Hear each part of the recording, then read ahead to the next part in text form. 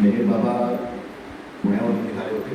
Doctor निधून Chaudhari होते बाबा तिथून निघाले आणि लोणावळ्याला डॉक्टर धनी आणि तय्यब अली हे मेहेर बाबा त्यांच्या गाडीत बसले आणि मेहेर बाबा चालले होते कोल्हापूरला. पण या ठिकाणी भोरला मेहेर बाबांनी थांबून 1.5 ते 2 तास मेहेर बाबांनी भोरमध्ये आपला काळ व्यतीत केला आणि इथल्या लोकांना बाबांनी दर्शन दिलं.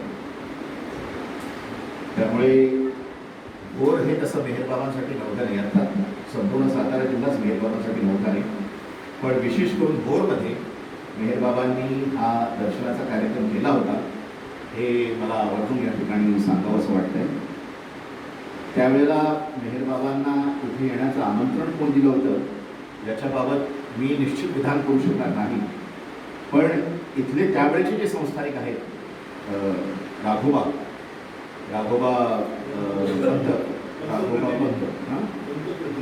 पंत हां पंतप्रतिनिधी, तर राघोबा पंतप्रतिनिधींनी कदाचित त्यांना आमंत्रण दिलं असेल असं वाटतं. याचं कारण असं आहे की त्याच्या 2 वर्षाआधी 1931 साली सदाशिव शेळके पाटील याच्या मुलीच्या लग्नाचा सोहळा पुण्यामध्ये पार पाडला होता आणि मोठ्या प्रमाणात तो सोहळा झाला होता. त्याला बरीच मातबर मंडळी आली होती. आता मेहेर बाबाही होते आणि मेहेर बाबा असताना तिथे मेहेर बाबांच्या दर्शनाचाही कार्यक्रम झाला.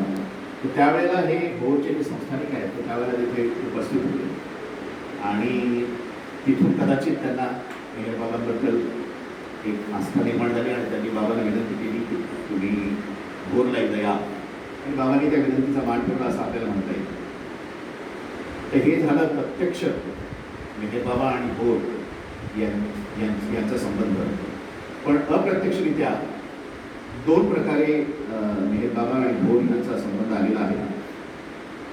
जी दुसरी गोष्ट ती आपण काही दिवसांपूर्वी आपल्या लॉर्ड मेहेर आपण जे सेंटरमध्ये चालू आहे त्यामध्ये ऐकलं आहे की भोरमध्ये एक मस्त होता, त्याचं नावच भोरवाला बाबा होतं आणि मेहेर बाबांनी जेव्हा इथे महाबळेश्वरला 1946-47 डिसेंबर 46 जानेवारी 47 रोजी मेहेर बाबांनी जेव्हा मस्ताश्रम सुरू केला होता त्यावेळेला या आसपासच्या भागातून मेहेर बाबांनी अनेक मस्तांना तिथे आणून ठेवलं होतं. तर एरज काकांना त्यांनी जबाबदारी दिली होती की इथे भोरमध्ये एक भोरवाला बाबा आहे तर त्याला तुम्ही महाबळेश्वरला घेऊन या. तर ज्यावेळेला एरज काका इथे त्यांना आणायला आले होते तर त्यावेळेला त्यांनी एरज काकांना म्हटलं की आपल्याला कुठे जायचं. तर नेहमीप्रमाणे प्रथेप्रमाणे एरज काकांनी उत्तर दिलं की माझ्या ज्येष्ठ बंधूंनी तुम्हाला भेटायला बोलवलेलं आहे. तर त्यावेळेला ते जे भोरवाले बाबा होते वयस्कर माणूस होता, ते म्हणाले की तू उगीच मला खोटं नाटं सांगू नकोस, मला ठाऊक आहे तू मला मेहेर बाबांकडे घेऊन चालला आहेस आणि मेहेर बाबा या सगळ्या विश्वामध्ये आहे, मेहेर बाबा त्यांच्या शिष्यांमध्ये आहे आणि मेहेर बाबा जसे माझ्यात आहेत तसे तुझ्यात आहे. असं काहीतरी एक कॉम्प्लिकेटेड विधान त्यांनी केलं आणि मग एरज काका त्याला घेऊन महाबळेश्वरला गेले. पण एरज काकाने या गोष्टीची म्हणजे एरज काकांनी मेहेर बाबांबरोबर बरंचसं मस्त कार्य केलेलं असल्यामुळे एरज काकांना कल्पना होती की हा मस्त जे काही बोलला आहे बाबांबद्दल ते आधी जाऊन बाबांना सांगितलं पाहिजे.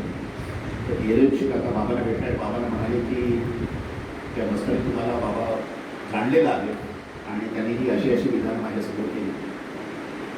तर बाबांनी मग त्यांनी बाबांना ओळखलेलं असल्यामुळे जे बाबांना कार्य घडवायचं होतं ते कदाचित त्याच्याकडून करता येणं शक्य नव्हतं, म्हणून बाबांनी त्याला व्यवस्थित जेवणखाण वगैरे देऊन त्याची तिथून बोलवण केली.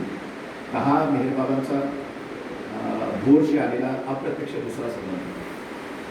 मेहेर बाबांचा भोरशी आलेला तिसरा जो अप्रत्यक्ष संबंध आहे तो असा की मेहराबादमध्ये बाबा असताना एक मुंबईचा एक पारशी गृहस्थ बाबांच्या दर्शनाकरता आला होता आणि त्याने एक पाकिट मेहेर बाबांच्या पायाला ओढलं. तर बाबा म्हणाले काय. तर तू म्हणाले की बाबा आश्रमाकरता मला काही देणगी द्यायची. बाबा म्हणाले मला काही आवश्यकता नाही, तू विचारतो. तर त्याने फार आदर केला बाबांनी. बाबा म्हणाले ठीक आहे. मग बाबांनी एरज काकांना सांगितलं की हे पैसे उचलून तुझ्या खिशात ठेव. एरेश काकांनी ते आपल्या खिशात ठेवलं. पण जेव्हापासून ते खिशात ठेवले तेव्हापासून एरेश काकांचं टेन्शन वाढलं की हे पैशाचं करायचं काय आता. तर त्याला ते कार्यक्रम सोडल्यावर बाबांनी एरेश काकांना सांगितलं की एका योग्य गरजू व्यक्तीला हे पैसे माझा प्रसाद म्हणून तू दे. एरेश काका म्हणाले पण हा योग्य गरजू व्यक्ती मी ओळखायची कशी. बाबा म्हणाले की तू आपोआप ओळखशील त्याला, त्याची तू काळजी करू नकोस, तुला आपोआप कळेल.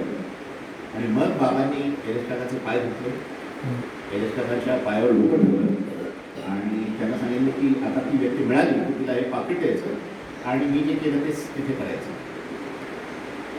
आता एरेश काकांना खरोखरच टेन्शन झालं, कारण त्यानंतर एरेश काका बिंद्रा हाऊसला पुण्यात आले नगर सोडून. पण त्यांच्या मनात हे सारखं चक्र चालू होतं की हा माणूस शोधायचा कसा, हे ओझं किती दिवस बाळगून.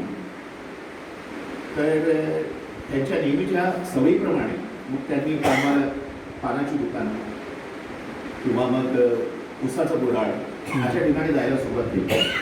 आणि त्यांचा तो डाव बरोबर साधला गेला. कारण एका उसाच्या गुऱ्हाळ्यावर ते रस पीत असताना तिथे दोन व्यक्ती एकमेकांशी बोलत होत्या आणि त्या व्यक्तीच्या बोलण्यामधून असा उल्लेख आला की अशी कोणतरी एक व्यक्ती आहे की जी सरकारी नोकरीमध्ये चांगल्या पदावर होती, म्हणजे हेड क्लासच्या पदावर होती, अत्यंत प्रामाणिक आणि सचोटीने वागणारी व्यक्ती होती.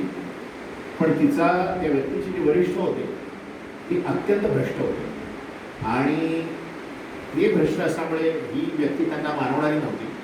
आणि म्हणून त्यांनी यांना कसल्या तरी प्रकरणात अडकवून त्यांना सस्पेंड करून टाकलेलं होतं.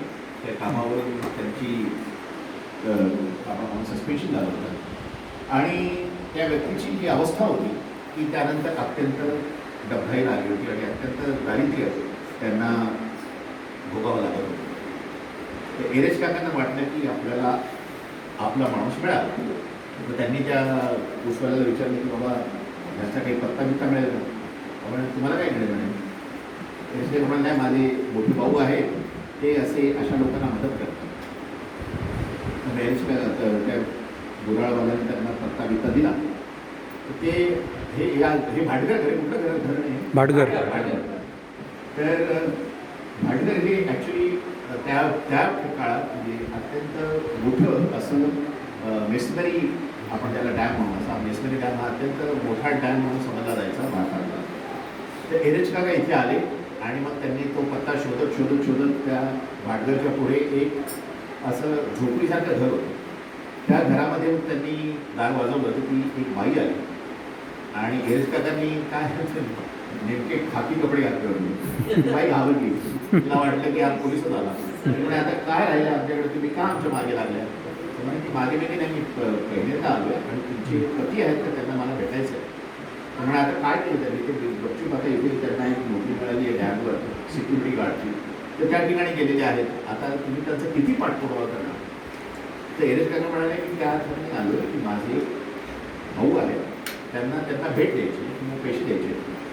ते म्हणाले की आमची अशी अवस्था आहे की आम्ही कर्जाचा 1 रुपया सुद्धा फेडू शकणार नाही. ते म्हणाले कर्ज नाही, माझ्या भावाला अशी देणी म्हणजे भेट म्हणून द्यायचे. ती म्हणाले की आता तर ते गुडघे केलेले आहेत, ते आता संध्याकाळीच येईल. तर एरेश काका म्हणाले ठीक आहे, उद्या परत येईल आणि तुम्ही त्यांना सांगून ठेवा की मी आलेलो होतो आणि मेहरबान नाही, मी आलो होतो आणि माझी उद्या वाट पाहतो. त्या बाईने तसा निरोप दिला आणि दुसऱ्या दिवशी एरेश काका त्यांच्या मेहरबानला घेऊन म्हणजे त्यांच्या भावाला घेऊन त्याला त्यांनी सांगितलं की तुला मी डॅम दाखवतो, चल फिरायला. आले इथे आणि मग पुन्हा त्या घरी गेले आणि मग त्यावेळेला तो माणूस होता, त्या माणसानेच दारू काढलं आणि तो माणूस म्हणाला की माझ्या बायकोने मला काय काय सांगितलं मला काही कळलं नाही, पण खरंच सांगतो साहेब की मी कोणाकडून पैसे घेऊ शकत नाही, पण म्हणजे आता परतफेड करण्याची ताकदच नाही. तो म्हणाला परतफेड करण्याची गरज नाही आहे, माझे बंधू जे आहेत ते अशा प्रकारे लोकांना जे गरजू आणि जे डिझर्विंग लोक आहेत त्यांना माझे बंधू असं मदत करतात. तर हे मी तुमच्यासाठी पाकिट आणलेलं आहे, पण त्याच्या आधी एक सोपस्कार करावा लागतो, मला तुमचे पाय धुवावे लागतील आणि पायावर डोकं ठेवावं लागेल. तर तो माणूस नाखुशीने तयार झाला आणि एरेश काकांनी सगळा कार्यक्रम केला, त्याच्या हातात पैसे दिले आणि मेहरबानला म्हणजे आता आता इथून लवकर, कारण त्यांना माहीत होतं की आता गप्पा चालू होती, मग मेहरबाबांचं नाव विचारलं सगळं, त्यामुळे त्यांना पळायचं होतं. ते निघाले. तर तो माणूस धावत आला त्यांच्या एरेस काकांच्या आणि म्हणाला की आपल्या बंधूचं नाव करू शकेल ना. ते म्हणाले नावाची काही तशी गरज नाही, ते अनेक लोकांना अशी मदत करतात, त्यामुळे आता आम्ही निघतो. म्हणे पण एक गोष्ट तुम्हाला सांगतो, तुम्ही आता निघालात पण एक गोष्ट तुम्हाला मला सांगायची आहे की काल माझ्या बायकोने जर हा निरोप दिला नसता की मला कोणतरी भेटायला येणार आहे, तर आज मी कामावर जाऊन ठरवलं होतं की त्या धरणाच्या पाण्यात उडी मारायची. तर माझं जीवन मला इतकं असह्य झालेलं आहे की मला सध्या आत्महत्येवाचून दुसरा काही पर्याय नव्हता. त्यामुळे तुम्ही जे आलात ते अत्यंत योग्य वेळी आलात असं मला वाटतं आणि त्यामुळे तुमच्या बंधूंना माझे आभार आणि नमस्कार पोहोच वाटतो. आणि मग एरेश काका तिथून निघाले, कॅम्पवर फिरले आणि पुण्याला परत गेले. तर अशाने ते मेहरबाबांचा हा भोरशी आलेला संबंध, इथून जवळ पुरंदर पण आहे. पुरंदराला मेहरबाबांनी सेक्युरिजन केलेलं आहे. बाबांनी बापजी म्हणजे अलिशाला पण बाबा त्या ठिकाणी घेऊन गेलेलो होते आणि बाबांनी त्याच्याबरोबर बसून तिथे सेक्युरिजन केलेलं आहे. तर तुमची जागा तशी महत्त्वाची आहे अमोल साहेब, आणि या ठिकाणी नक्कीच मेहरबाबांचा अधिवास राहील अशी मला खात्री आहे.